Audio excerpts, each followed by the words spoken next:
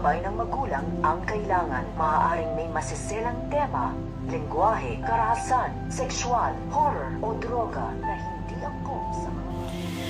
So guys, magpapadala nga ng mga doktor dito nga sa Japan kung saan ay napili nga isa itong si Lindon at itong si Annalyn. So balit nagulat nga itong si Doc Carlos at sinabi nga niya dito na sigurado na siya na pipirmahan na ang kay Lindon. So balit ang kay Annalyn ay nais muna niya makausap ito. Siguro dahil alam niya na naroon sina Moira at Zoe kung kaya't para sa ikatatahimik ng lahat ay hindi niya muna hahayaan na magpunta roon itong si Annalyn.